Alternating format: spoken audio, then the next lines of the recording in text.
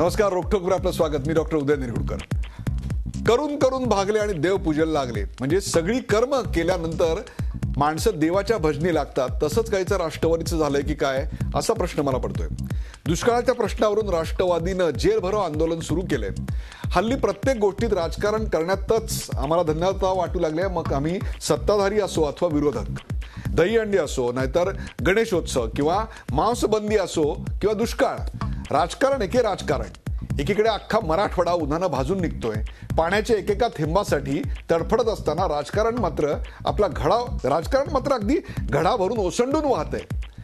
रस्त्यावर आंदोलनाची बरसात सुरू झालेली आहे. मराठवाड्यातल्या दुष्काळग्रस्त शेतकऱ्यांची खरंच कुणाला चिंता आहे का, हा खरा प्रश्न आहे. कारण आघाडीची सत्ता असताना भाजपवाले आंदोलन करत होते आणि भाजपची सत्ता असताना राष्ट्रवादी आता आंदोलन करतायत. खरोखरच दुष्काळग्रस्तांच्या हितासाठी हे सगळं होत आहे का, की राष्ट्रवादी पक्षात आलेली मरगळ घालवण्यासाठी हे होत आहे? या कथित सिंचन घोटाळ्यात राष्ट्रवादीच्या नेत्यांवर होत असलेल्या आरोपांवरून लक्ष विचलित करण्यासाठीचा तर हा खटाट होत नाहीये ना. हे आंदोलन दुष्काळग्रस्तांची थट्टा तर करत नाहीये ना.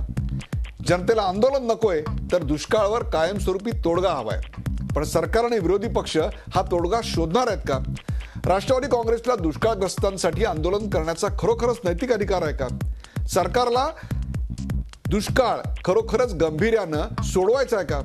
आणि दुष्काळाचं फक्त राजकारण महाराष्ट्रात सुरू असताना दुष्काळ दूर तरी होणार कसा? या सगळ्या असंख्य प्रश्नांचा वेध घेऊया आजच्या खास रोखोक कार्यक्रमात. आणि आंदोलनाला लागले.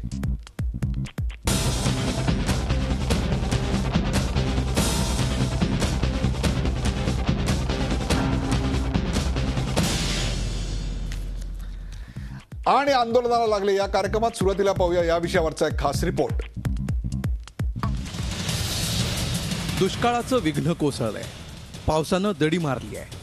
असं असताना महाराष्ट्रावर राजकारणाचे ढग मात्र दाटून आलेत. सरकारनं तातडीनं दुष्काळ जाहीर करावा आणि मराठवाड्यातल्या शेतकऱ्यांना कर्जमाफी द्यावी, या मागण्यांसाठी राष्ट्रवादीनं सोमवारी जेलभरो आंदोलन केलं. कथित सिंचन घोटाळ्यामुळे अडचणीत आलेले अजित पवार आणि सुनील तटकरे यांचा अपवाद वगळता राष्ट्रवादीचे सगळे बडे नेते रस्त्यावर उतरले होते. राष्ट्रवादीच्या कार्यकर्त्यांनी जनावरं रस्त्यावर आणून महामार्ग रोखून धरले. सरकारनं दुष्काळग्रस्तांचे प्रश्न सोडवले नाहीत तर आंदोलन तीव्र करण्याचा इशारा राष्ट्रवादीनं दिलाय. दिल्लीपासून गल्लीपर्यंत आज सगळा कार्यकर्ता हा महाराष्ट्राच्या आणि या देशकऱ्याच्या शेतकऱ्याच्या मागे उभा राहिलाय. हे आम्ही सातत्याने करतो. राष्ट्रवादीच्या या आंदोलनावर कृषी मंत्री एकनाथ खडसेंनी तोंडसूख घेतलं. अजित पवार आणि तटकरे आंदोलनात सहभागी नसल्याची उपरोधिक खंत त्यांनी बोलून दाखवली. आज राष्ट्रवादी काँग्रेसचं जेलभरो आंदोलन सुरू आहे. स्वतः शरद पवार साहेब उतरत आहे, पण अजितदादा पवार आणि सुनील तटकरे उतरत नाही, याचं मला खंत आहे. आणि या ठिकाणी गेल्या वर्षभरामध्ये सरकार एवढं चांगलं काम करत आहे की विरोधी पक्षांना आता बोलण्यासाठी काही उरलेलंच नाही. त्यामुळे राष्ट्रवादी काँग्रेसच्या कार्यकर्त्यांमध्ये एक प्रकारची मरगळ आलेली आहे आणि मरगळ दूर करण्यासाठी शरद पवार साहेबांचा हा प्रयत्न दिसतोय. तर आंदोलन करण्यापेक्षा शेतकऱ्यांना मदत करा, असा टोला काँग्रेसचे ज्येष्ठ नेते बाळासाहेब विखे पाटील यांनी शरद पवारांना लगावलाय. हे ब्रिटिशकालीन आहे. बारामतीकरांनी किती धरणं बांधली, सत्तेत भागीदारी जुळत नाही, गोट बोलून फायदा नाही, इकडं सरकार पडत नाही, तिकडे या भानगडीच्या घोटाळ्याच्या चौकशा सुरू झाल्या. म्हणून तर नाही हे सगळं राग. मोर्चाचं कारण काय आहे? दुष्काळग्रस्त शेतकऱ्यांना तातडीनं मदतीचा हात देण्याची गरज असताना खरंच असं शक्ती प्रदर्शन आवश्यक होतं का? या आंदोलनानं सरकारवरचा दबाव वाढेल का?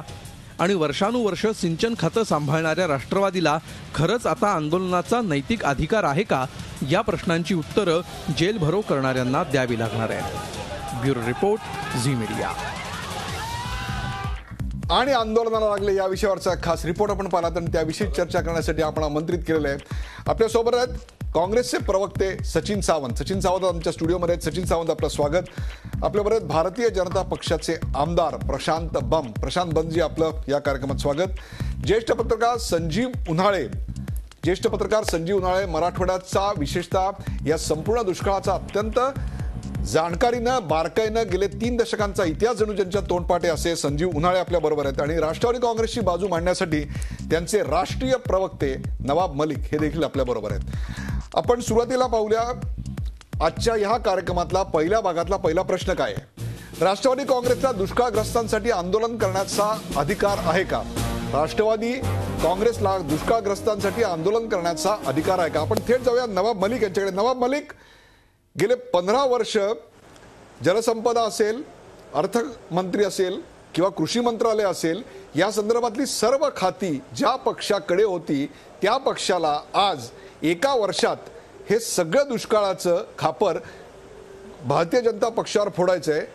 तुम्हाला 15 वर्ष खाती असताना तुम्हाला हा प्रश्न सोडवता आला नाही, त्यामुळे अशा प्रकारे कुठल्याही प्रकारचं आंदोलन करण्याचा नैतिक अधिकार आपला नाही, असं भारतीय जनता पक्षाचे नेते जाहीररित्या चॅनलवर सांगतायत. काय सांगाल? असं आहे उदयजी, दुष्काळ म्हणजे पाऊस न पडला, पाणी टंचाईमुळे दुष्काळ निर्माण होते. गेले 3-4 वर्षापासून मराठवाड्याच्या त्या भागामध्ये आणि महाराष्ट्राच्या काही अन्य जिल्ह्यामध्ये पर्जन्यमान कमी झाल्यामुळे ही परिस्थिती निर्माण झालेली आहे. आता ही परिस्थिती असताना सरकारची जबाबदारी असते की टंचाईग्रस्त भागाला भरीव मदत देणे, पिण्याच्या पाण्याची व्यवस्था करणे, जनावरांना वाचवण्यासाठी कार्यक्रम हाती घेतणे, शेतकऱ्यांना मदत देण्यासाठी काही त्यांनी निर्णय घेणे, असं एकंदरीत दुष्काळी परिस्थितीमध्ये दुष्काळ म्हणजे लोकांना जी अडचण आहे त्याबाबत सरकारला काम करण्याची गरज असते. गेले 2 महिने आम्ही ह्या सगळ्या प्रश्नाकडे सरकारचं लक्ष वेधूनही वारंवार त्यांना मागणी करूनही त्यांनी याच्याकडे दुर्लक्षित केल्यामुळे हे आम्ही लोकांना न्याय मिळवून देण्यासाठी आंदोलन करणे आम्हाला अधिकार नाही. कोणाला वाटत असेल तर कसं हे लोक आमच्या सोबत येत आहे, ही परिस्थिती बोलायला आता हे सांगताय खडसे साहेब की आम्ही चांगली कामं केली, चांगली कामं केली. 1 मिनिट उदयजी, चांगली कामं केली तर दुष्काळ का जाहीर करत नाही? नवाब मलिक, आपण तो प्रश्न प्रशांत बम यांना विचारूया. मी एक तुम्हाला छोटीशी माहिती देतो. मराठवाड्यामध्ये 11 मोठी धरणं आहेत, 75 मध्यम प्रकल्प आणि 978 लघु प्रकल्प आहेत. स्थानिक स्तरावरचे जे बंधारे आहेत ते 14,000चे आहेत आणि साधारणतः गोदावरी आणि इतर छोट्या मोठ्या असे 17-18 नद्या, हे एकूण पाण्याचं स्रोत मोठ्या प्रमाणात आपल्याला मराठवाड्यात म्हणता येईल. सवाल असा आहे की 10.5 लाख हेक्टरची जमीन, त्याच्यामध्ये फक्त 2.5 लाखाचं आता प्रत्यक्ष हेक्टरी जमीन ओलिताखाली आहे. गेल्या अनेक वर्षात फक्त 1% या ओलिताखालीच्या क्षेत्रामध्ये वाढ झाली. हे सिंचनाच्या घोटाळ्याशिवाय घडलं असं वाटतं आपल्याला. घोटाळेच ह्याला कारणीभूत आहेत आणि या घोटाळ्यांवरचे आरोप थेट आपल्या पक्षाच्या नेत्यांवर झालेत, त्यांना समज बजावण्यात आलेत. त्याच्यामुळे लक्ष विचलित करण्याकरता आपण हे करताय. काय सांगाल? असं आहे, संबंध बजावण्यात आले, इन्क्वायरी म्हणजे कोणी दोषी आहे असा निकाल काढणे योग्य नाही. या भाजप सरकारने जे प्रचार केला होता त्या प्रचाराला आधार देण्यासाठी त्यांनी इन्क्वायरी लावलेली आहे. इन्क्वायरीला आम्ही समोर जातो. इन्क्वायरीमध्ये काय दूध असेल, पाणी काय असेल ते स्पष्ट होणार आहे. पण या इन्क्वायरीला आम्ही घाबरत नाही. जर एखादा तुम्ही काही वाईट केलं नसेल तर त्याला घाबरायची काही गरज नाही. आमचे नेते, आमच्या पक्ष याला कुठे घाबरत नाही. आणि सांगताय की काही कामं झाली नाही, मी त्यांनाच विचारू इच्छितो, तुम्ही सांगताय की सगळी धरणं कोरडी आहे, म्हणजे धरणात पाणी नाही, धरणं बांधली त्यामुळे कोरडी दिसते. आता हे सांगताय नियोजनाचा अभाव आहे. नाशिकमध्ये जेव्हा धरणं भरत आहे तेव्हा खाली पाणी सोडल्यानंतर नगर जिल्ह्यात पाणी येत आहे, नगर जिल्ह्याची धरणं भरली ते जायकवाडीमध्ये पाणी येणार आहे. असा एकंदरीत नियोजन असताना जोपर्यंत चांगला पाऊस पडत नाही या धरणामध्ये पाणी येऊ शकणार नाही. धरणं म्हणजे या मुंबईमध्ये आता जे पाणी टंचाई आहे, पुण्यात पाणी टंचाई आहे, इतर ठिकाणी पाणी टंचाई आहे, ती कशामुळे? या धरणं बांधली नाही यामुळे किंवा नियोजन बरोबर नाही यामुळे ही सगळी दुष्काळी परिस्थिती, पाऊस कमी पडते, पर्जन्यमान कमी असतो त्यामुळे निर्माण होतं. आणि दुष्काळी परिस्थितीला लोकांना मदत करण्याची भूमिका सरकारची राहिली पाहिजे. सरकार तो करत नाही, त्यांच्यावर दबाव निर्माण करण्यासाठी. प्रशांत बाम, कुठल्याही प्रकारे राष्ट्रवादी याच्यात विचलित झालेली नाहीये. त्यांच्या नेत्यांवर चौकशी जरी लावण्यात आली असली तरी सुद्धा राष्ट्रवादी याच्यात क्लीन आहे असं स्पष्ट दावा आता नवाब मलिक यांनी केलेला आहे. वर्षानुवर्षे हे इतके ॲक्टिंगमध्ये परिपक्व झालेले आहेत, यांना हे असं अजिबात नाही वगैरे वगैरे सांगतील. मी मराठवाड्याच्या मुद्द्यावर येतो, खास करून दुष्काळाच्या याच्यावर. बरोबर बोलले मलिक जी, आता जे बोलले ना, पाऊस नाही आहे म्हणून दुष्काळ आहे. ह्यांना हेच नाही कळत 45 वर्ष माननीय शरदचंद्रजी पवारांनी राज्य केलं या महाराष्ट्रावर. भारतावर राज्य करताना महाराष्ट्र सुद्धा सांभाळता नाही आला. पाऊस नाही म्हणजे दुष्काळ पाहिजे का? माझा चॅलेंज आव्हान आहे, एक थेंब जरी पाऊस नाही पडला तरी मराठवाड्यामध्ये दुष्काळ असूच शकत नाही. समन्यायी पाणी कधी दिलंच नाही यांनी. नगर, नाशिक, मराठवाडा किंवा हे जे सांगतायत ना, सगळं पाणी पुणे, सोलापूर त्या साईडला आणि ते त्यांच्या भागांना वळवून नेलेलं आहे. टोटली माननीय शरदचंद्र पवार साहेबांनीच नांदूर मध्वेश्वरच्या पाण्यावर जे मराठवाड्याला जातं त्याच्यावर पिण्याच्या पाण्याचं इलिगल आरक्षण टाकलेलं आहे. असे सगळे खेळ खेळत खेळत राज्य करायचं होतं देशामध्ये. महाराष्ट्राचा एक भाग कोणता तरी त्यांना सांभाळायचा होता. ते सांभाळताना कोणता भाग? मग आपलाच बारामती वगैरे वगैरे हा भाग सांभाळायचा. मग बाकीचे सगळे भाग यांना पाहिजे तरी किती बळी? तुम्हाला 15,000 20,000 किती बळी पाहिजे? एकदा ते तरी मराठवाड्याचे घेऊन टाकले यांनी. तरी मला समजा पाऊस नसला म्हणजे दुष्काळ येतो हे यांनी आज कबूल केलं, कबूल करावं लागलं यांना आजच्या डेटला. मला सांगा, मराठवाड्यामध्ये दुष्काळ फक्त शेतीचा पाण्याचा याचा नाही आहे, पिण्याचं पाणी सुद्धा देताना तुम्ही विचार करताय.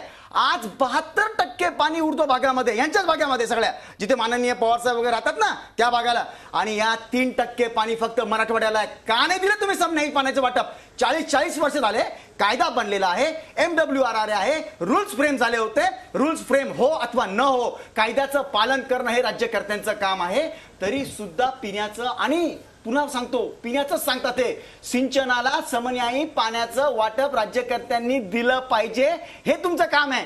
ते न देता फक्त मराठवाड्याला पिण्याच्या पाण्यापुरतं तुम्ही बोलावणा टाकतात आणि आज सांगतात की दुष्काळाला आंदोलन करायचंय, हे करायचंय, ते करायचंय. विजेच्या प्रत्येक बाबतीमध्ये साहेब मराठवाड्याचा यांनी इतका छळ घेतलाय, आहे की नाही दुरावास?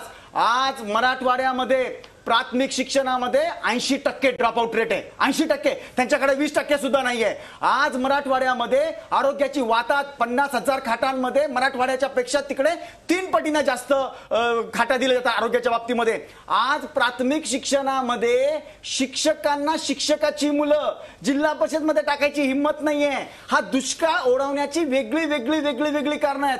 मी तुम्हाला सांगतो, माननीय शरदचंद्र पवार साहेबांनी काय केलं माहितीये? PWD खात्यामध्ये भुजबळ साहेबाला सांगून मराठवाड्याला रस्तेच होऊ दिले नाही. कोणत्याही विदेशी कंपन्या जर आल्या तर त्या तिथे येऊ नयेत, ते आणि म्हणून हा दुष्काळ ओढवलेला आहे. प्रशांत बाब, आरोप करणं ठीक आहे, परंतु एक लक्षात घ्या, त्याच मराठवाड्यातनं राष्ट्रवादी काँग्रेस निवडणुका लढत आलेली आहे आणि निवडणुका जिंकत आलेली आहे. जर मराठवाड्याला पाणी दिलं असेल, मराठवाड्याला वीज दिली नसेल, मराठवाड्याला शिक्षणाची आबाळ केली असेल, जर मराठवाड्याला रस्ते दिले नसतील, तर मराठवाड्यामध्ये राष्ट्रवादीची ताकद आहे की नाही आपण मान्य कराल? बरोबर आहे. मला थोडंसं बोलू द्या याच्यावर. काय माहिती का, राजकीय व्यवस्था माननीय शरदचंद्र पवार साहेबांनी अशी करून ठेवली आहे 35-40 वर्षामध्ये की यांना लोकांच्या सगळ्या सायकोलॉजी ओळखायच्या. एकटे कधी 288 नाही लढू शकले, एकटे कधी 48 नाही लढू शकले. वेगळे तुकडे जमा करून आणि या पद्धतीनं यांनी चालवलेलं आहे. तुम्ही मला प्रश्नाचं उत्तर दिलेलं नाही. जर त्यांनी नागरिकांच्या समस्या सोडवल्या नसतील तरी सुद्धा मराठवाड्यात राष्ट्रवादी निवडून काय ते नवाब मलिक आपण मगासपासून बोलू इच्छित आहे, त्यांच्या आरोपांना उत्तर देऊ इच्छित आहे. सांगा, काय सांगाल? असं आहे, प्रशांत बम बोलताना सांगितलं की यांना ॲक्टिंग करण्याची सवय लागलेली आहे.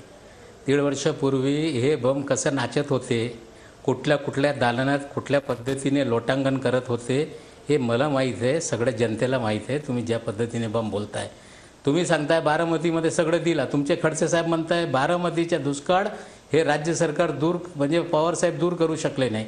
एक ठिकाणी बारामतीमध्ये दुष्काळ हे तुमचे हे कृषी मंत्री, हे मोठे मंत्री सांगताय. बमजी काय कामं केली, काय नाही केली हे सगळं जनतेला माहीत आहे. त्या बाबतीत तुम्ही जास्त बोलले की जनतेला वेगळंच काही पटेल असं आहे. पाऊस नाही, तुम्ही सांगताय की हे सगळे जागा रिक्त आहे, शिक्षणाची जागा रिक्त आहे, गव्हर्नमेंटच्या डिपार्टमेंटमध्ये भरती नाही.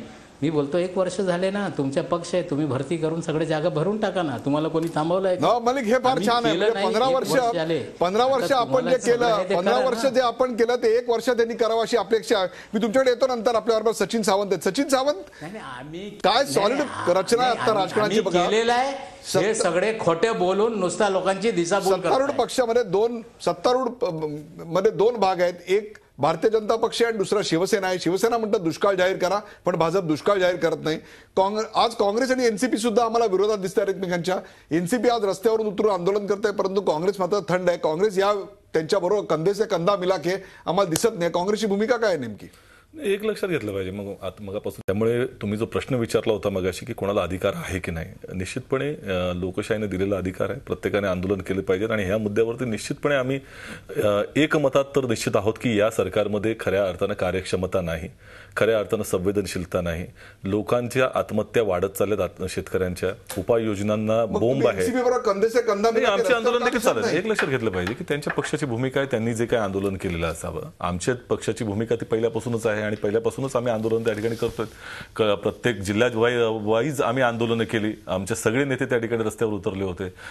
विधानसभा अधिवेशनाच्या वेळेला देखील उतरले होते. एनसीपी तुमच्याबरोबर होती, एनसीपी आंदोलन करते, तुम्ही त्यांच्याबरोबर नाही. वेगवेगळे पक्ष आहेत, त्यांची भूमिका त्या ठिकाणी आहे. दुष्काळाच्या प्रश्नावरती तुम्ही सत्तेत एकत्र होतात निश्चित, पण तरी देखील आमचे दोन त्या ठिकाणी गठबंधनाचं सरकार होतं. ते मी एक लक्षात घेतलं पाहिजे. ते काही आम्ही राजीमर्जीने एकत्र आलो होतो असं नाही.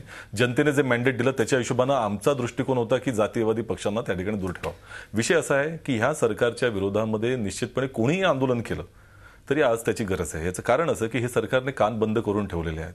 अकार्यक्षमता जागण्यासाठी आता एकनाथ खडसे स्वतःच्या पाठीवरती कशा तऱ्हेने थाप मारतात मला त्यांचं आश्चर्य वाटलं. त्या ठिकाणी कोणाच्या पाठीवर थाप मारते आपण जाऊ द्या. आपण बाळासाहेब विखे पाटील काय म्हणले त्या विषयाकडे जाऊया. बाळासाहेब विखे पाटलांनी तर थेट एनसीपीवर टीका केली, त्यांच्या मुख्यावर टीका केली आहे. बाळासाहेब विखे पाटील ज्येष्ठ नेते आहेत, त्यांनी काही मत व्यक्त केलं असेल तर त्यांच्याकडे कुठल्या तरी त्याचा आधार असावा. परंतु निश्चितपणे काँग्रेस पक्षाच्या विखे पाटलांची भूमिका ही काँग्रेसची भूमिका आहे की नाही? काँग्रेसची भूमिका तशा तऱ्हेने एखाद्याने व्यक्तिगत त्या ठिकाणी मत मांडलं त्याचा अर्थ ते पक्षाच्या दृष्टिकोनातून तशाच तऱ्हेनं मत असलं पाहिजे पक्षाचं. त्यांचं मत योग्य आहे की अयोग्य हे विषय असा आहे की या संदर्भामध्ये त्यांनी काही मत व्यक्त केलं. ते ज्येष्ठ नेते आहेत, त्यांच्या मागचा दृष्टिकोन, त्यांचा मागे काहीतरी विचार असेल. परंतु माझ्या दृष्टिकोनातून काँग्रेस पक्षाच्या थेट सांगतो काँग्रेस भूमिका आहे की नाही. ह्या संदर्भामध्ये दोन गोष्टी आहेत. पहिली गोष्ट अशी की काँग्रेस पक्षाची भूमिका त्यांच्याबरोबर आहे की नाही. निश्चितपणे त्या दृष्टिकोनातून आम्ही अशा तऱ्हेने विचार करत नाही. काँग्रेस पक्ष या दृष्टिकोनातून विचार करते की आताची परिस्थिती दुष्काळाच्या नाही, पक्षाच्या विरोधाचा विषय काय. तो त्याने ह्या लोकशाहीमध्ये प्रत्येकाला व्यक्तिगत मत मांडण्याचा अधिकार असू शकतो आणि त्यामुळे त्यांनी आरोप केले. त्या दृष्टिकोनातून त्यांचं उत्तर या ठिकाणी येईल, जनता त्याच्यामध्ये विचार करेल. परंतु पक्षाच्या प्रवक्त्यांनी किंवा प्रदेशाध्यक्षांनी एक मत व्यक्त करायचं आणि त्याच्या विपरीत अशा प्रकारचं मत आपल्या बाळासाहेब विखे पाटील यांनी करायचं, याला काय म्हणाल? ह्या संदर्भामध्ये त्यांनी चर्चा त्या ठिकाणी आणली आहे. त्या चर्चेच्या संदर्भामध्ये अनेक वेगवेगळ्या व्यासपीठावर चर्चा होऊ शकते की काय झालं, मराठवाड्यासाठी योग्य झालं, अयोग्य झालं, कशा तऱ्हेने उहापोह झाला. परंतु सिंचन घोटाळ्यावरचे आरोप जे आता झालेले आहेत, चौकशी जी सुरू झालेली आहे त्याच्यावरून जनतेचं लक्ष विचलित करण्याकरता राष्ट्रवादी खेळते. नाही, मला एक दृष्टिकोन असा आहे की आताच्या परिस्थितीमध्ये दुष्काळाचं, मला 2 मिनिटं पूर्ण करू द्या कारण मगाशी माझं मत व्यक्त झालं नाही. दुष्काळाची परिस्थिती अत्यंत गंभीर आहे, त्याच्यावरती आंदोलनं व्हावीत. या संदर्भामध्ये सरकारचे कान उघडण्यासाठी प्रत्येकाने पुढे आलं पाहिजे असा आमचा दृष्टिकोन आहे. दुसरी गोष्ट अशी की त्या संदर्भामध्ये चौकशी करायचा माझा तर वेगळा अँगल आहे की ह्या ठिकाणी मारल्याचा देखावा केला जातोय आणि मार खाल्ल्याचा त्या ठिकाणी देखावा केला जातो. याचं कारण नाही, विषय असा आहे भारतीय जनता पक्षाला खऱ्या अर्थानं त्याच्यामध्ये जर कारवाई करायची असेल तर एवढे दिवस त्या ठिकाणी समन्स बजावायचा, त्यांना बोलवायची गरज नाही. हे सगळं नाटक आपण त्या ठिकाणी पाहतो. एक मिनिट, आपण प्रशांत बाबांना थेट विचारूया. म्हणजे भाजप आणि एनसीपी यांचं नवं साठवलोट समोर येत आहे.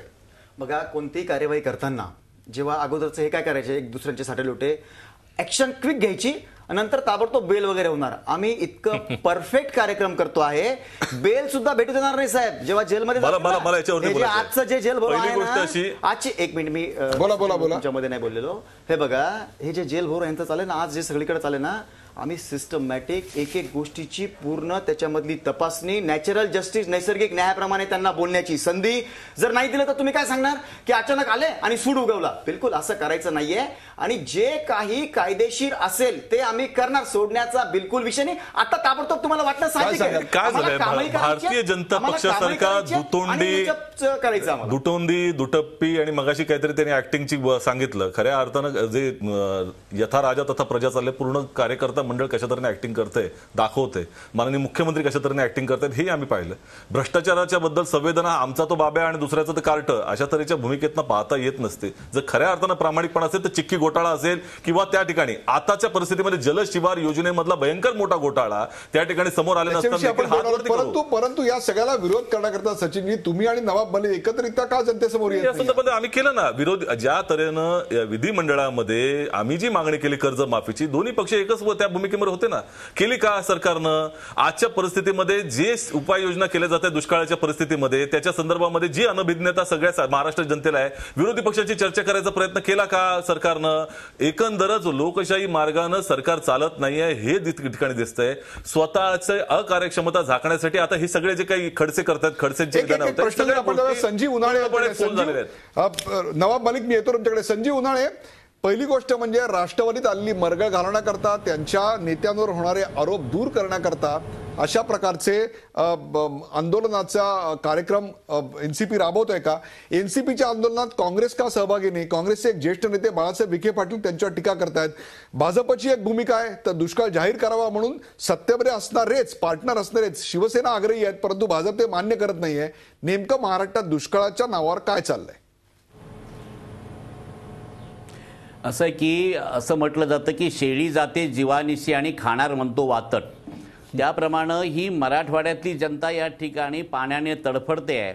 या ठिकाणी पाऊस नाही आहे, खरीप पूर्ण वाया गेलेलं आहे. अशा परिस्थितीमध्ये याचं प्रचंड असं राजकारण हे चालू आहे. एक महत्त्वाची गोष्ट अशी आहे की आपल्या या मराठवाड्यामध्ये दुष्काळ जाहीर करत असताना नसत्या तांत्रिक गोष्टीचा मोठा पसारा घालण्यात आलेला आहे.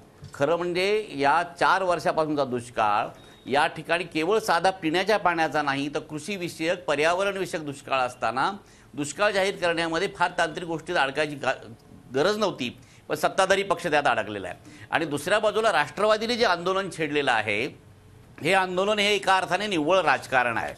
कारण गंमत अशी आहे की आज आपल्या महाराष्ट्राचं जे सिंचन आहे हे पुरं 20% आहे आणि त्याच्यासाठी 1,37,000 कोटी रुपये खर्च केलेले आहेत. आपल्या माहितीसाठी सांगतो की महाराष्ट्र हा एकमेव असं राज्य आहे देशामध्ये की ज्याच्यावर दर हेक्टरी 6.6 लाख रुपये सिंचनासाठी खर्च आला. गुजरातमध्ये तो खर्च फक्त 2.9 आणि उत्तर प्रदेशमध्ये तो 1.6 लक्ष एवढा आहे. म्हणजे एवढा महागडा खर्च करून तुम्ही 60% पाणी हे 5% लोकांना फक्त देताय आणि 40% पाणी तमाम महाराष्ट्राला मिळतंय. त्याच्यातलं मराठवाड्याला मिळणारं पाणी हे मिळतच नाही. कृष्णेचं पाणी जरी मिळालं असतं एवढ्या काही दिवसामध्ये तरी आमच्या मराठवाड्यातला दुष्काळ नष्ट झाला असता. एवढंच नव्हे तर वैतरणीचं पाणी साधं वरचं जे ओव्हरफ्लो आहे तो सुद्धा कधी दिला नाही. या प्रादेशिक असमतोलामध्ये मराठवाड्यावर अन्याय झाला हे एकदा केव्हा तरी मान्य केलं पाहिजे. आणि दुसरी महत्त्वाची गोष्ट अशी आहे की राष्ट्रवादींचे शरद पवार यांचा या विषयावरचा दांडगा अभ्यास, या विषयाची त्यांचा एकंदर रीच हे सगळं आपण मान्य करू, परंतु त्यांनी या आंदोलनाला ज्या पद्धतीने आता छेडलेलं आहे त्यामुळं आता सगळं राजकारण होतं आहे. आणि विशेषतः विखे पाटलांनी आता जे आरोप केलेले आहेत ते लक्षात घेता मला असं वाटतं की राष्ट्रवादी काँग्रेसला एक्सपोज करणं आणि एकमेकाचे थोडक्या भाषेत कपडे फाडण्याचा हा कार्यक्रम चालू झालेला आहे. हा अक्षरशः दुष्काळी जनतेची थट्टा आहे. या ठिकाणी खरं म्हणजे अतिशय समंजसपणे राष्ट्रवादी काँग्रेसनी ॲग्रेसिव्ह होऊन पक्षाला खरं या भारतीय जनता पक्षाला जर कोणी वाचवलं असेल सत्तेमध्ये येण्यापासून तर ते एनसीपीनेच वाचवलेलं आहे. आणि हा इतिहास काही फार मला असं वाटतं की जुना नाही आहे. हा सगळा इतिहास आठवून लक्षात घेतला, त्यांचं ते आवाजी मतदान जरी आपण ऐकून घेतलं तरी लक्षात असं येतं की आता या ठिकाणी सर्व पक्षांनी एकत्र येऊन काम करण्याची वेळ आलेली आहे. आपण त्याच्यावर पाऊस हा थोड्या प्रमाणात उन्हाळे आपण सर्व पक्षांनी एकत्र गोष्टीवर काही वेळांतर बोलणार आहोत, परंतु ब्रेकवर जाण्यापूर्वी एक छोटासा प्रश्न नवाब मलिक यांना. नवाब मलिक, तुमचे 2 महत्वाचे आघाडीचे बिनीचे शिलेदार नेते अजित पवार आणि सुनील तटकरे आज आम्हाला कुठे रस्त्यावर दिसत नाहीत, नेमकं कारण काय? असं आहे, पहिले 2 उत्तर माझे ऐकून घ्या. तुम्ही पहिले प्रश्न विचारत होते की विखे पाटलांचा हा जे त्यांचे विधान आहे ते पक्षाचं आहे काय? त्यांच्या स्वतःचे राधाकृष्ण पाटलांनी सांगितलं तो त्यांच्या व्यक्तिगत मत आहे, पक्षाचं नाही. एक आता उन्हाळे साहेब दाखले देत असताना महाराष्ट्रातली किंमत, गुजरातची किंमत, उत्तर प्रदेशची किंमत हे दाखवत होते. मी उन्हाळे साहेब आपल्याला बोलू इच्छितो, उत्तर प्रदेशमध्ये धरणं बांधण्याची गरज नाही. नुसता बॅरेजेस करून, कालवे निर्माण करून शेतपर्यंत पाणी घेऊन जायचं आहे. आणि जे सगळे नदी आहे त्याचं पाणी हे त्याची किंमत, आणि या राज्यामध्ये मोठी धरणं बांधणे आणि या राज्यातली जे टॉपोग्राफिकल सिच्युएशन आहे हे सगळं बघून त्यांचा कार्यक्रम या राज्यात लागू होऊ शकत नाही. गुजरातच्या बाबतीत तुम्ही सांगताय नर्मदाचं पाणी दिलं, नुसता कालवे निर्माण करून त्यांना तिकडे लोकांपर्यंत पाणी घेऊन जायचं आहे. त्याची कुठेतरी तुम्ही तुलना या राज्यातून करता. मला वाटते तुम्ही उत्तर प्रदेशला माझ्यासोबत या, दिल्लीपासून तुम्हाला घेऊन निघतो गाझियाबादपासून आणि नेपाळ बॉर्डरपर्यंत सगळी धरणं बॅरेजेस काय आहे, धरण कुठे, एक तरी धरणं दाखवा ना तुम्ही. असं नका बोला. बोलत असताना या राज्यातले जनतेची दिशाभूल करून असं ठरून दिशाभूल करायचं आहे तर करत राहा. तुम्ही उत्तर प्रदेश फिरले काय? तुम्ही उत्तर प्रदेशमध्ये किती धरणं बांधण्यात आली? एक पण धरण नाही. उत्तर प्रदेश जेव्हा एक संघ राज्य होता तेव्हा त्या भागामध्ये उत्तराखंडमध्ये काही धरणं बांधण्यात आली होती. ती धरणं वीज निर्मितीसाठी, शेतीच्या कामासाठी नाही. हे सगळं बोलत असताना अभ्यासपूर्वक मला ब्रेकवर जाण्यापूर्वी नवाब मलिक एका छोट्या प्रश्नाचं उत्तर द्या. आज अजित पवार आणि सुनील तटकरे साहेब का नाही येत आंदोलनात? हो, असं आहे. ते आमचे दोन्ही मातबर नेत्यांना जबाबदारी देण्यात आली होती. जेव्हा 9 जिल्ह्यामध्ये कार्यकर्ते पहिल्यांदा मोठ्या संख्येने रस्त्यावर उतरत असताना काही वाईट होऊ नये, कुठलेही आता या जनतेच्या माध्यमातून शेतकरी सहभागी होत असताना एखादी घटना झाली त्याच्या कोऑर्डिनेशन करणे, त्याची मॉनिटरिंग करण्याची जबाबदारी 3 लोकांवर होती. मी स्वतः पक्ष कार्यालयात होतो. अजितदादा आणि तटकरे साहेबांवर ही सगळी जबाबदारी होती. आमच्या पक्षामध्ये कशी जबाबदारी कुणाला द्यायची हे दिल्यानंतर आता चर्चा करण्यासाठी तुमच्यासाठी विषय होऊ शकतो, पण ज्या नेत्यांनी जी जबाबदारी होती ते जबाबदारी त्या नेत्यांनी पार पाडलेली आहे. आता बातमी करण्यासाठी राष्ट्रवादीशिवाय बातमीच होत नाही. राष्ट्रवादी विरोधात आहे तरी सर्व पक्षांना संजीव उन्हाळे एक छोटासा संजीव उन्हाळे मला सांगा, तुम्ही सुप्रियाताई आम्हाला रस्त्यावर दिसतात आणि अजितदादा रस्त्यावर दिसत नाहीयेत, काय सांगाल? नाही, या ठिकाणी खरं म्हणजे त्यांनी या आंदोलनामध्ये सहभागी होणं आवश्यक होतं. आणि नवाब पटेल यांना मला हे सांगायचं आहे की या ठिकाणी अत्यंत अभ्यास करून मी सांगतो की दर हेक्टरी उत्पादन, हे दर हेक्टरी निर्मितीचा खर्च हा महाराष्ट्राचा जास्त आहे. सर्वाधिक धरणं ही महाराष्ट्रामध्ये बांधले असताना देखील निर्माण होते. त्याचं कारण ते ऊसासाठी जास्त त्यात सिंचन वापरलं जातं. 60% त्यातला पैसा 5% लोक वापरतात, हा माझा मुद्दा आहे. आणि मराठवाड्यासारखे जे काही भाग आहे त्याला पाणी मिळत नाही, हा असमतोल मी दाखवण्याचा प्रयत्न करत होतो. याच्यामध्ये उत्तर प्रदेश आणि या ठिकाणचा उन्हाळे साहेब या राज्यातली धरणा बोला नवाब मलिक बोला. उन्हाळे साहेब या राज्यातली धरणं बांधण्यात आली. पहिला अधिकार पिण्याच्या पाणीवर असतो. आपण देशभराचा अभ्यास केला तर सर्वात जास्त नागरीकरण कुठे आहे? या राज्यात आहे. या राज्यामध्ये जे सगळे शहरांना पाणी मिळते त्याच धरणातून पाणी मिळते. उरलेला पहिला अधिकार पिण्याच्या पाणीवर आहे, दुसरा अधिकार शेतीवर आहे. हे आपल्याला माहीत असताना या धरणं बांधली नसती तर या शहरांना पाणी मिळालं असतं. याच धरणं बांधली नसती तर या जिथे प्रशांत बाब काय सांगाल? प्रशांत बाब ते पाणी मिळालं असतं. हे सांगायचं आहे महाराष्ट्राची तुलना उत्तर प्रदेश नवाबजी माझ्या बरोबर आपण चला बरं का.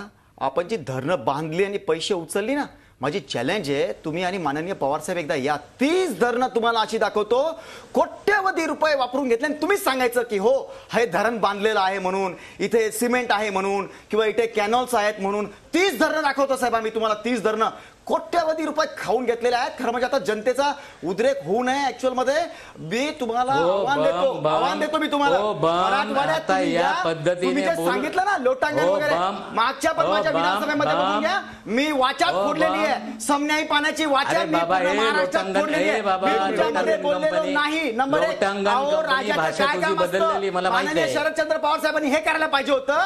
नैसर्गिक साधन संपदेचा उपयोग करायला पाहिजे होता. त्यांनी साधा उपयोग सुद्धा पूर्ण 40 वर्षात केला नाही. नुसते आयत्या पैशावर तुम्ही करत राहिले. 15 लाख कोटी रुपये आमच्या तिजोरीमध्ये रिझर्व्ह फंड असायला पाहिजे होतं. असं राज्य चालवायला पाहिजे.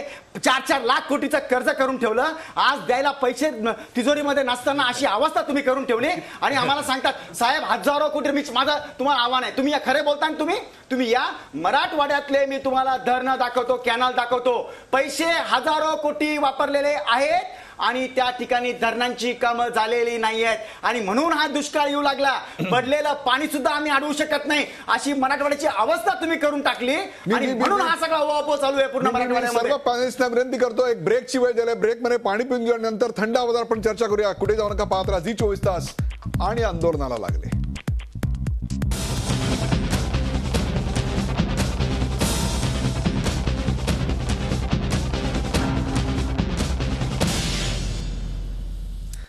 आणि आंदोलनाला लागले या विषयावरची आपण चर्चा पाहता. आपल्यासोबत सचिन सावंत, नवाब मलिक, प्रशांत बम आणि संजीव उन्हाळे आहेत. या दुसऱ्या भागातला महत्वाचा प्रश्न आपण आपल्या पडद्यावर पाहू शकता आणि तो प्रश्न आहे, सरकारला दुष्काळाचं गांभीर्य आहे का? सरकारला दुष्काळाचं गांभीर्य आहे का?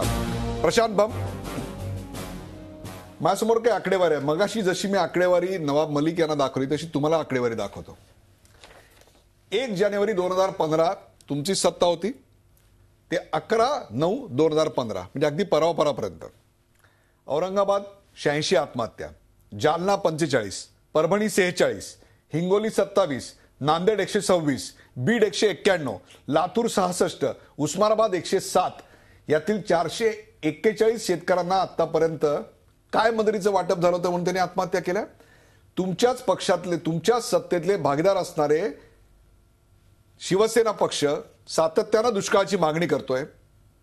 आपण खरोखरच दुष्काळाच्या बाबतीत सरकार म्हणून गंभीर आहात का?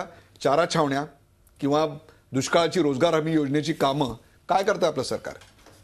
बघा, 2 बाबी याच्यामध्ये. दुष्काळ जाहीर झाल्यानंतर जे काही मिळणार आहे आणि आजच्या परिस्थितीमध्ये शेतकऱ्यांना किंवा दुष्काळग्रस्त जो आहे त्यांना देण्याकरता ज्या बाबी, समजा आता आपण दुष्काळ जाहीर करण्याची गोष्ट करताय, आपण केंद्र सरकारकडे जो काही प्रस्ताव पाठवतो त्या सगळ्या नॉर्म्समध्ये पुन्हा त्यांचे आपल्याकडे पत्रव्यवहार होतात.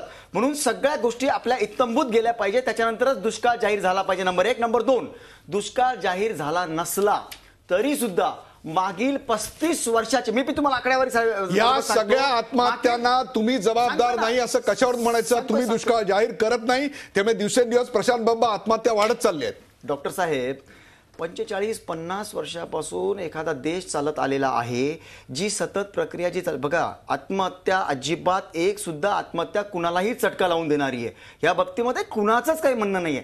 आणि कोण आत्महत्या करतो माहिती का? जर समजा आजच्या 25 वर्षापूर्वी त्याची 2 लाखाची प्रॉपर्टी असेल, 50,000चं कर्ज असेल, आज त्याची प्रॉपर्टी झालेली आहे फक्त 12 लाखाची आणि याच्यावर कर्ज आहे 70 लाख रुपयाचं. हे सगळं चालत, म्हणून आम्ही बोलण्यापेक्षा कृतीवर भर देत आहोत. आम्हाला कळतंय, आम्ही भर देताय म्हणजे काय करताय? तुम्ही चारा छावण्या काढल्या का? हो, मग तुम्ही पाण्याच्या वाटपासाठी टँकरची योजना केली का? केलं काय? केली आहे, चारा छावण्या काढल्या. आपण नवाब मलिक यांच्याकडे जाणं त्यापूर्वी अजित सचिन सावंत सांगा तुम्ही. पाण्याचे टँकर चालू आहेत, मागेल त्याला नाही, पहिली गोष्ट आता मला बोलू द्या. बोला. गेले 6 महिने झाले टँकरची बिलं दिली गेलेली नाहीत. आमच्या काळामध्ये टँकरची सुरुवात ही मार्च एप्रिल पासून त्याच्याही अगोदरपासून सुरुवात केली होती. आजच्या परिस्थितीमध्ये गांभीर्य जर असतं तर गेले 6 महिन्याचं बिल देण्याकरता कलेक्टरांकडे 10,000 कोटी रुपये आम्ही त्यावेळेला देऊन ठेवले होते की तुम्ही तुमच्याकडे जा, चारा छावण्या द्यायच्या असतील तर त्या ठिकाणी तत्काळ घ्या. आज ज्या चारा छावण्यांच्या संदर्भामध्ये जो एक GR आणला 4 पाणी, त्याची जबाबदारी जर पाहिली तर तुम्ही त्या ठिकाणी कोणी धजावणार नाही. 240 चारा छावण्याचे प्रस्ताव आहेत, 5 चारा छावण्या सुरू झालेल्या आहेत. ह्या परिस्थितीमध्ये दुसरी गोष्ट, घोषणांचे बघा, घोषणांच्या संदर्भामध्ये मुख्यमंत्री जात आहेत, सगळेजण जाऊन त्याकडे घोषणा करून येतात. आम्ही ट्रेनने पाणी आणली का? तुम्ही रेल्वे मंत्रालयाकडे साधी बोललं तरी केलं का? म्हणजे एक अशा तऱ्हेचा घोषणांचा पाऊस पाडायचा त्या ठिकाणी, असं अवडंबर आणायचं की आम्ही फार मोठं दुष्काळासाठी करतोय, पण खऱ्या अर्थानं पाहायचं तर काहीही त्या ठिकाणी करायचं नाही. विविध पातळी, आज मायग्रेशनचा प्रचंड मोठा मुद्दा आहे.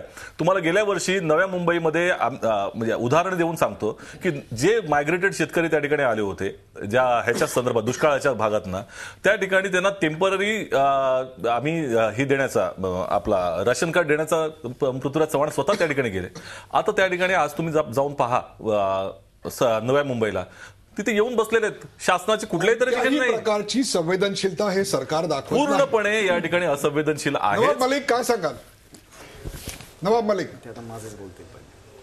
असं आहे की उदयजी पहिल्या हाफमध्ये जे बम बोलत होते, 1 मिनिटात मी बोलतोय. बम साहेब, तुम्ही या पद्धतीने बोलताय की सगळं धरणं झालीच नाही, हे झालंच नाही. जर तशी परिस्थिती असेल तर तुमच्याकडे सरकार हे इन्क्वायरी करून तुम्ही कारवाई केली पाहिजे. नुसता खोटाडसे पण बुमबुम करून लोकांची दिशाभूल करू नका. आता तुम्ही हे सगळे प्रश्न इथे उपस्थित करताय. मी 5 वर्ष तुमच्यासोबत आमदार या नात्याने विधानसभेत होतो. तुम्ही कधी या धरणाबाबत, या मराठवाड्याबाबत कधी विधानसभेत बोलले नाही. तुमचे प्रश्न काय होते? मुंबईतली झोपडपट्टी योजनेतला भ्रष्टाचार, बिल्डरांचा जे गैरव्यवहार, म्हणजे तुम्ही तुमच्या भागातले प्रश्न ना मांडताय, या मुंबईमधले विषय मांडणारे आमदार आता इथे बोमाबूम करताय. कधी तुम्ही माझ्याच समोर त्या बाबतीत कधी बोलले नाही. आता या दुष्काळी परिस्थितीवर दुसऱ्या हातची जी चर्चा सुरू झालेली आहे, हा सरकार आज संवेदनशील आहे. राज्यामध्ये 8 मराठवाड्यातले जिल्हे असतील, आपल्या विदर्भातला यवत हे दुसरा जिल्हा बुलढाणा असेल किंवा उत्तर महाराष्ट्रामध्ये जी परिस्थिती असेल, इथे टंचाई आहे. ह्या सरकारला कुठेतरी कुठे हे लक्षात येऊनही दुर्लक्षित करायचं आहे. सरकारने चारा छावणीबाबत कुठले GR काढले? त्यांनी 3 जिल्ह्यासाठी चारा छावणी सुरू करण्याबाबतचे आदेश निर्गमित केले. 8 जिल्ह्यामध्ये 3 जिल्हे मराठवाड्यात त्यांनी निर्गमित केलेले. उरलेले सोलापूरचे काही भाग असेल, नगरचा भाग असेल किंवा बुलढाण्यातला भाग असेल, उरलेले 5 जिल्हे असतील, त्या बाबतीत कुठलीही उपाययोजना जाहीर केली नाही. आमचं म्हणणं आहे की NDRFच्या माध्यमातून मागच्या वेळी जेव्हा नवाब मलिक बरोबर या परिस्थितीमध्ये तुम्ही ठोस काय करताय? आता दुष्काळ जाहीर करायचा नाहीये तुम्हाला, आणि त्याचबरोबर ठोस पावलं देखील तुम्ही उचलताना दिसत नाही. डॉक्टर साहेब, 2 बाबी तुम्ही समजून घ्या. ठोसच पावली उचलले नाही म्हणून तर हा दुष्काळ आहे. आणि हे किती जरी बोलले तरी आम्ही जे काम करतोय ना, आम्हाला 2 सरकच आहेत. ऍक्च्युअली विजनरी ठेवून पुढच्या वेळेस अशा दुष्काळाला सामोरं न गेलं पाहिजे शेतकऱ्यांना, हे आम्ही बघतोय. आज जे काही करू शकतो बघा, हे आम्ही मान्य करतो. किती जरी आज आपण शेतकऱ्यांना दिलं तरी कमी आहे, कारण की बिचारा इतका तो साफ झालेला आहे. नक्की हे गोष्ट आम्ही मानतो. पण आजच्या तिजोरीची हालत, आज असलेली सगळी परिस्थिती, त्यामध्ये जे काही आम्ही करू शकतो तितकं आम्ही परिपूर्ण करत आहोत. सगळे जर उदाहरण, एक मिनिट, मला मी योजना सांगतो, मी तुम्हाला काय काय करत आहोत ना ते सांगतो. सगळ्यात पहिली गोष्ट, आता सचिन भाऊ सांगितलं की तुम्ही छावण्यांच्या बाबतीमध्ये कुणीही यावं साहेब. 500 तुम्ही जनावरांच्या सांगितलं होतं. 250 जनावर जरी असले, छावण्याचे पूर्ण पावर तिथल्या तिथे दिलेले आहेत. संस्था वगैरे काही ठेवलेल्या नाही. आणि दुसरी गोष्ट, पिण्याच्या पाण्यामध्ये त्याला खायला काय द्यायचं? उसाचं कांड, ज्याच्यामुळे त्यांची जीभ चरचरीत होते, रक्त बाहेर पडतं. नाही बघा, उसाचं कांड काही सरकारने आणून नाही द्यायचंय. तिथल्या त्या पैशामध्ये तिथून तुम्ही चारा घ्यायचा आहे. उसाची कांड फक्त थोडी टाकायची आहे, त्याच्यामध्ये गोळ्या सगळं टाकायचं आहे. काय सरकारने थोडी आणून द्यायचंय? तुम्हाला पैसे देणार आहोत, त्याप्रमाणे आणून तुम्ही चालवायचंय. आता जे माननीय नवाब मलिक साहेब बोलले ना की तुम्हाला माहित नव्हतं साहेब, समन्यायी पाण्याची वाटप आणि मराठवाड्याचा अन्याय हा मी सुरू केलेला आहे. मी विधानसभेमध्ये जितकं बोललो असेल मागच्या 5 वर्षामध्ये याच बाबतीमध्ये, मला माननीय कित्येक मंत्री महोदयांनी तुम्ही मला अडवलेलं आहे, पण मी ते ऐकलं नाही तुमचं कोणत्या बाबतीमध्ये. आणि जे गोष्ट सत्य असेल ती मांडलेली आहे. माझा मतदारसंघ सुद्धा ऊर्ध्व भागाच्या पाण्यावर आणि मी जे काही भांडतो त्याच्यावरच अवलंबून आहे. तुम्ही म्हणता ना मतदारसंघ वगैरे नाहीये, आणि तुमची ही स्टाईल आहे. मराठवाड्याच्या नेत्यांना आता जेव्हा डॉक्टर साहेब बोलत होते की पुन्हा कसे ते निवडून येतात, मागे आले होते, काम नाही केलं म्हणून आता येतच नाही एनसीपीचे लोक तिकडे निवडून. तुम्ही बघून घ्या त्या गोष्टी. आणि म्हणून या बाबतीमध्ये मी एकच सांगेल, समन्यायी पाण्याची वाटप आणि बजेट अलोकेशन हे मराठवाड्यावर अन्याय करणार आहे. तुम्ही जे सांगताय पहिली गोष्ट, त्याला ऐतिहासिक आधार आहे, किंबहुना ऐतिहासिक गोष्टी तुम्ही सांगताय. सवाल आहे, आजची रात्र त्या शेतकऱ्यांनी कशी काढायची, त्यांचं जनावर कसं जगवायचं, ते जिथं कसं करायचं, ह्याचा सवाल आहे. त्याच्यावर तुम्ही काय करता, हा खरा सवाल आहे. नवाब मलिक. नाही, असं आहे डॉक्टर साहेब, वारंवार बोलताय की या सरकारने कर्जाचा डोंगर उभा केला. राज्य सरकारची तिजोरीमध्ये परिस्थिती नाही. साहेबांचा मला वाटतं सोनीचा कारभार आहे. पैशाच्या उलाढाल ते करताय, त्यांना पैशाचं गणित जास्त समजते. या सरकारने जेव्हा 99 साली सरकार सोडला तेव्हा 55,000 कोटीचा राज्यावर कर्ज होता. दामदुप्पट बँकेत ठेवलं तर 6 वर्षात दुप्पट होते. 15 वर्षामध्ये 3,30,000 कोटी रुपये तुमच्या कर्जाचे बियाज सकट जोडले, तेच होत आहे. आम्ही जेव्हा सत्ता तुमच्या हातात दिला, हो त्याला पैशाचा ओला, तुमच्या सावकारगिरी करणारा तुमचा धंदाच आहे. घरी जा आणि तुम्ही त्याचा अभ्यास करा. नवाबाई, एकच मिनिट सांगतो मी ह्याच्या संदर्भामध्ये. कारण काय झालंय की कर्जाच्या संदर्भामध्ये भारतीय जनता पक्षाकडनं जेवढी जनतेची दिशाभूल करण्याचा प्रयत्न झालेला आहे ते मोजलं जातं. हा आपल्या प्लॅनिंग कमिशन पासूनचा विषय आहे. जीडीपीच्या किती प्रमाणामध्ये तुमच्यावरती कर्ज आहे? आज 25% जीडीपीच्या कर्ज गुजरातवरती आहे. एक लक्षात घेतलं पाहिजे, त्यांची उत्पादन क्षमता त्याच्यावरती कर्ज आहे. आज महाराष्ट्राचं कर्ज 17 ते 18%. एक मिनिट मला सांगतो, मी सांगतो सिंपल गोष्ट आहे. गुजरात मॉडेल हा चर्चा विषय नाही, समजून घ्या. सचिन सावंत, एक मिनिट घे. आहे की आता विरोधक म्हणून तुम्ही आणि एनसीपी आम्हाला एकत्र दिसत नाही आणि दुष्काळावर भांडण्यासाठी आम्हाला भाजप आणि शिवसेना दोघंही एकत्र दिसत नाही. या संदर्भामध्ये एक लक्षात घेतलं पाहिजे, जे प्रॉब्लेम आहेत ते सॉल्व्ह करण्यासाठी दीर्घकालीन योजना चालू आहेत असं फक्त आम्हाला कागदावर दिसतं, परंतु आत्ताची समस्या सोडवण्याकरता आम्हाला चारा छावण्या दिसत नाहीत, ना पाण्याचे टँकर दिसत नाहीत, कुठली गोष्ट दिसत नाहीये. आज मराठवाडा होरपळतोय, त्याच्यावर उपाय काय तर फक्त राजकारण हेच दिसतंय. तुम्ही दोघं एकत्र येऊन भांडत का नाही आहात? नाही, या संदर्भामध्ये विधिमंडळामध्ये आम्ही भांडलोच होतं. एक लक्षात घ्या, पहिली गोष्ट अशी की विरोधी पक्षांचा ज्या ठिकाणी एकत्र आवाज असला पाहिजे त्या विधिमंडळामध्ये आम्ही आवाज उचलला. कर्जमाफीच्या संदर्भामध्ये फार लावून धरलं होतं. अधिवेशनाचेच जवळपास अर्ध्यापेक्षा अधिक अधिवेशन हे कर्जमाफीच्या मुद्द्यावरती घेतलं होतं. तुम्ही हे विसरू नका. विषय असा आहे, एकच सांगेन, मी एकच मुद्दा सांगेन. विषय असा आहे की ज्या तऱ्हेनं एकंदरच दिशाभूल करण्याचा प्रयत्न सरकारकडनं चाललेला आहे. शिवसेनेचा काय उपयोग आहे? शिवसेना सत्तेमध्ये आहे, विरोधामध्ये नाहीये. तुम्हाला काम करायचंय आणि ते तुम्ही करत नाहीयेत, हा मुद्दा आहे. त्या ठिकाणी सोयीस्करपणे बाजूला होता येत नाही. दुसरी गोष्ट, विरोधी पक्षांच्या संदर्भामध्ये जर पाहायचं झालं तर आज विरोधी पक्षांना विश्वासात घेतलं जात नाही. ज्या वेळेला एकंदरच आपत्कालीन परिस्थिती राज्यावर येते तेव्हा लोकशाहीमध्ये अभिप्रेत असतं की मुख्यमंत्र्यांनी पुढाकार घेतला पाहिजे. संजीव उन्हाळे, जनतेला आज दुष्काळाचं आंदोलन खरंच हवंय का त्यांना दुष्काळावर मदत हवी आहे? आज आपण बघतोय सरकारमध्ये दोन प्रवाह, विरोधात दोन प्रवाह. मराठवाड्याचे प्रश्न जे आहेत, सिंचनाचे जे प्रश्न आहेत ते वर्षानुवर्ष प्रलंबित आहेत, तर एकीकडे आज रात्री जगायचं कसं हा सवाल आहे. काय सांगाल? नाही, एक तर असं आहे की आता सरकार संवेदनाक्षम आहे का, तर खऱ्या अर्थाने सांगायचं झालं तर सरकार कदाचित संवेदनाक्षम असेल, परंतु सरकारच्या ज्या योजना आहेत त्या जनतेपर्यंत पोहोचलेल्या नाहीत. प्रशासन ज्या पद्धतीने ॲक्टिव्हेट व्हायला पाहिजे, प्रशासनाने ज्या पद्धतीने व्हायब्रंट असायला हवं, ते असं मुळीच झालेलं या मराठवाड्यामध्ये तरी आपल्याला पाहायला मिळत नाही. ही वस्तुस्थिती आहे आणि ती मान्य केली पाहिजे. दुसरी महत्वाची अशी की कॉन्टिंजन्सी जो प्लॅन बनवायला पाहिजे या दुष्काळावर मात करण्यासाठी, तो कसलाही झालेला नाही. आत्महत्या कशामुळे घडल्या हो? आत्महत्या या घडल्या या सावकारीमुळे. खासगी सावकारांचं सरासरी 250चा अभ्यास केला असं लक्षात आलं की 1 लाख रुपये कर्ज आहे. त्या सावकाराच्या विरुद्ध कुठे एका सावकाराच्या विरुद्ध ऍक्शन झालेली आपल्या मराठवाड्यामध्ये तुम्हाला दिसत नाही.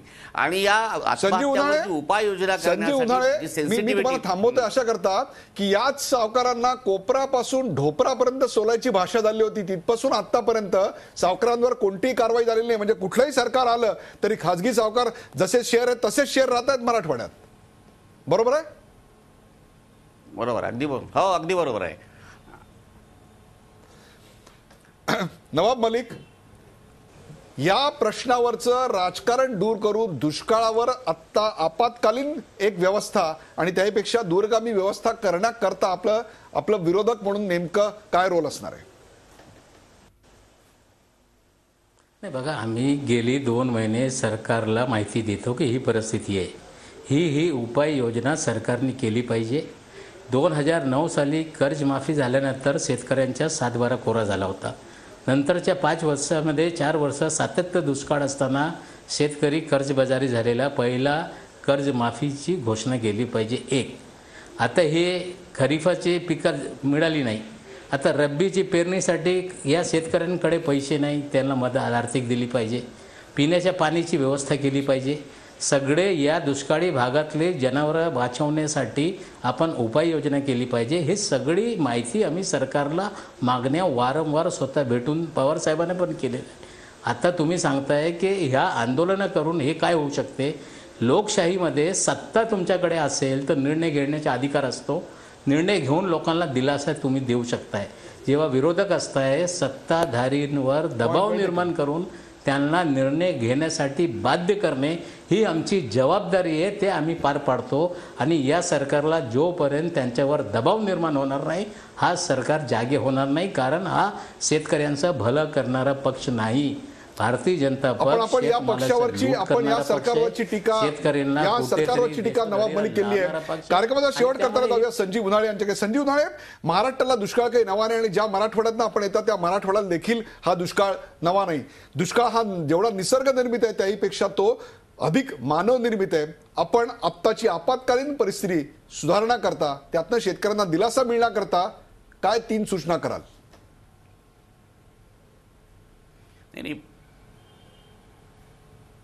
बोला संजीवजी.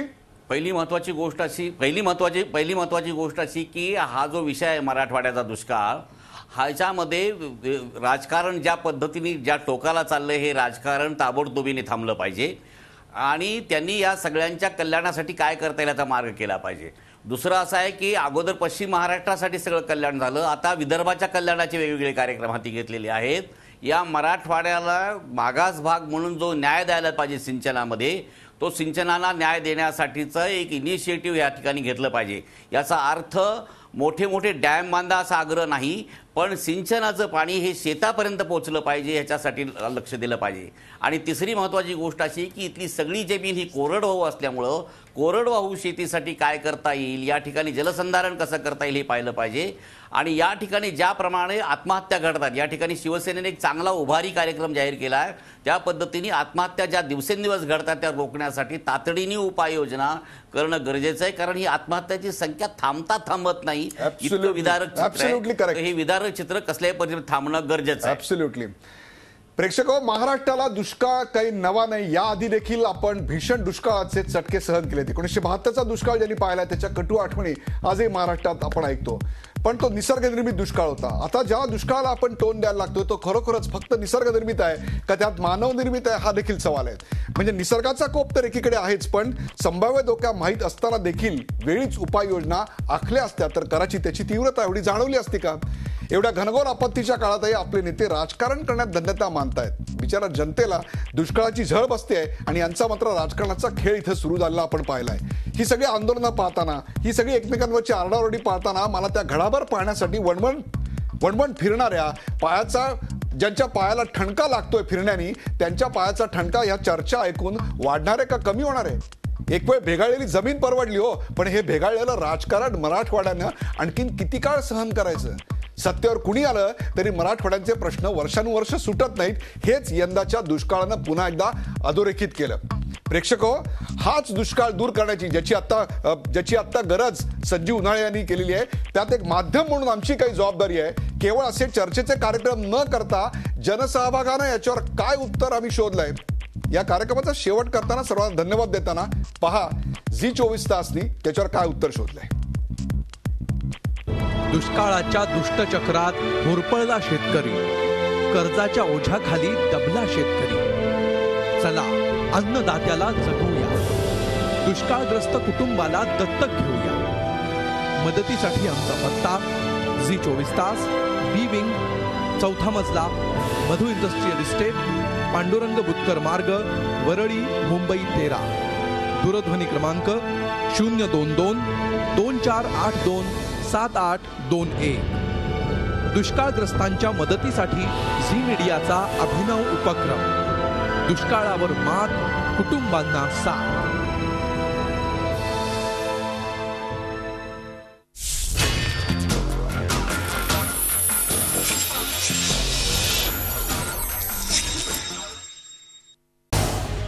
झी 24 तास रहा एक पाऊल पुढे.